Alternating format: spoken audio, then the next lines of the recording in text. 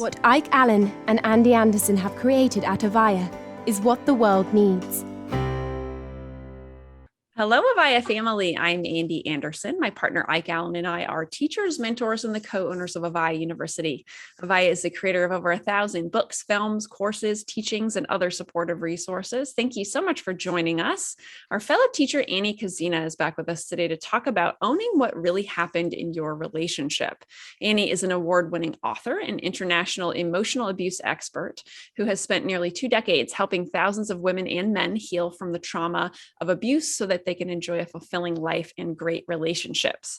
A survivor of narcissistic abuse herself, Annie is passionate about helping people reconnect with the inner resources that they have more or less forgotten they have. Welcome back to AVAIYA, Annie.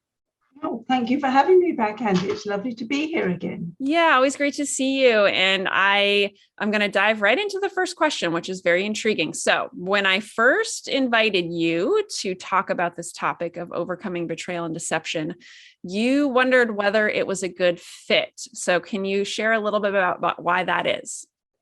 Yes, it's really interesting because my first thought was betrayal, deception. Oh, that's infidelity, which is not particularly my thing. And then I thought about it, and ultimately what makes emotional abuse, narcissistic abuse so horrendous is there is a huge amount of betrayal and deception, except that we use different language. We use really different language, and the whole process of getting to grips with abuse is gradually finding a vocabulary to explain what you have been through. So it all starts with the abuser taking control of the narrative and telling us that we're to this, we're to that, we're to the other. And we embrace that. And gradually, as we notice that something's wrong, we put some pieces of the puzzle together and discover this new vocabulary about gaslighting, abuse, and all of these things. And in a sense, that's absolutely true, but there is this deeper layer that we are even slower to get to about abandonment, violation, betrayal, deception, really core concepts. And yet, for the longest time, we seem to miss them.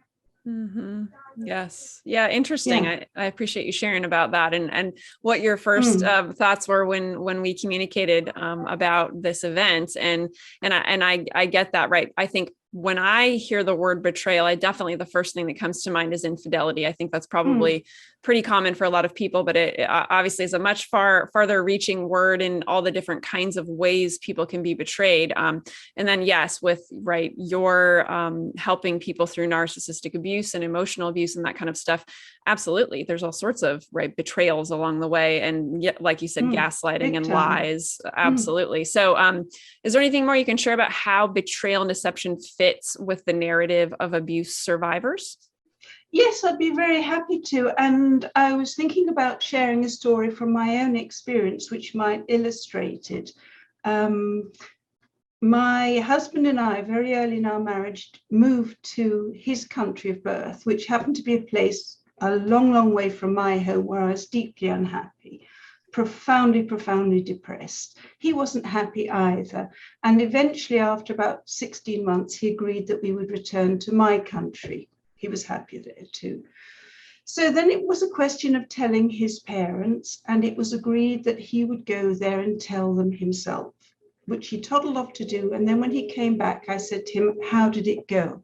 And he said, oh, I've come to an agreement with my father. And went, what's that about? Yes, my father says that we will stay here for another year, at the end of which time he will give us some money to go home. And I hit the roof because I knew there was something terribly wrong here. And I knew that this was all getting out of my hands, that it probably wouldn't happen. But on the other hand, he was saying to me, well, it's not such a big deal. We just stay a bit longer. We have more money to go home with. Why are you making such a fuss? So there I was in this country, which was not my home. And on the surface of it, things didn't look that bad. It was just a delay, apparently. And that's how betrayal works in an abusive relationship. First of all, the abuser takes control of the narrative. He sets the reality, or she, depending. And then when you say something, when you object, they go, but that's not that big of a deal, and they've moved the goalposts. So you can't really say, this is a fundamental betrayal of everything that matters to me, because they say, no, it's not a betrayal, because we are going to do it. It's just going to take that bit longer. And the longer this goes on, the less you can see what's actually happening, the more you end up deferring to their reality. So that in addition to their betrayal, you end up betraying yourself.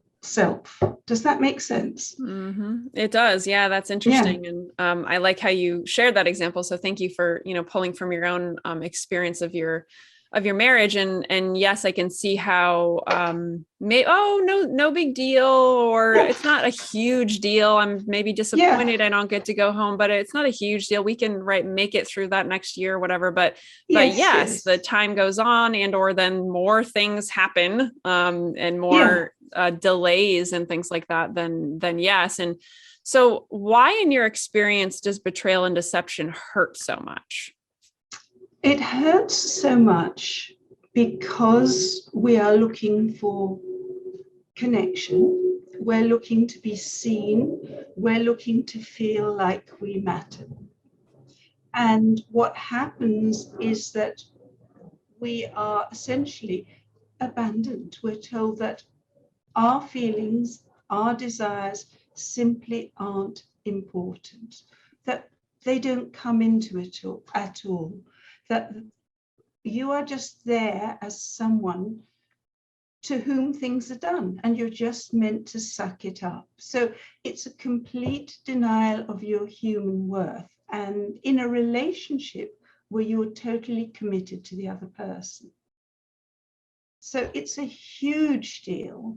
And it's a huge deal, particularly if you come from an abusive background where you didn't matter in the first place. Right. So it re-triggers childhood wounds in a massive way. Mm-hmm. Mm. And so as far as this pain goes, how does one overcome the pain specifically of betrayal and deception? Yes, so there are two parts to that. One is to understand that the person who betrays and deceives you, lies to you, diminishes you, dismisses you, is a person who does those things. That the person who does those things is not a very nice human being.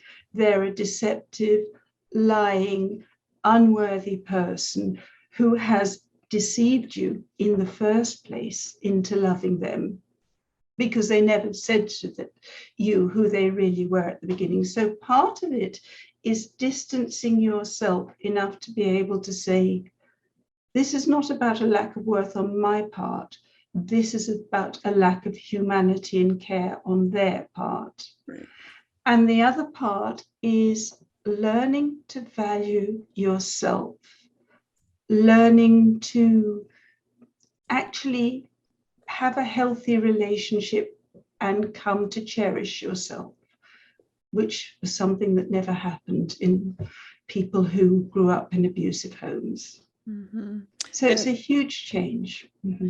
Yeah. And so what kinds of things can people do in order to learn how to value themselves, especially if, like you said, they're coming from childhoods where that was not, they weren't valued, they weren't validated, those kinds of things? What are things they can do now to build that self-worth and self-value? That is the huge question, because everybody wants to do self-worth in one piece, which is a bit like sitting down and playing a Rachmaninoff symphony when you've never played the piano before. It's not going to happen. It's something you have to learn piece by piece. And I was thinking about this in relation to a client of mine in my membership recently. And how do you break down some of the elements for people? Learning to love yourself when you don't know how or where to start is really hard. But you can start to not be absolutely beastly to yourself, which is a concept that most survivors of abuse, all survivors of abuse, don't get. Their internal dialogue is absolutely vile. It's filled with you should have done this already. You shouldn't be feeling like that. You should have got over this, which is really punitive. But they just regard that as being accurate and objective. So they don't know how to do it for themselves. But if they were talking to somebody else in their predicament, they would talk very differently. So what I started to do was to break down the process of how they would speak to another survivor or to anyone who is in pain into manageable steps. First, you actually listen to what they're saying. You empathize. You take the time. You validate. And only then, when they have had all the time they need to speak, do you actually start to redirect, to help them to come out of that and have a laugh and, breathe and move into a more resourceful space. Mm-hmm. And if they just started literally practicing that in their own internal dialogue, instead of, well, you should be over it by now, it's, okay, I get that you're feeling really bad. Do you want to just share it? Yeah, it is you, but it's amazing how much we don't know about what goes on in our own heads till we start to listen to ourselves consciously. Mm-hmm. Yes, absolutely. I love that, breaking it down into what we would tell a friend or a loved one if they were going through a similar process. Yeah, it's always interesting how we can be so much more compassionate with other people. And then yes, really picking apart what's going on in our head is a whole different world.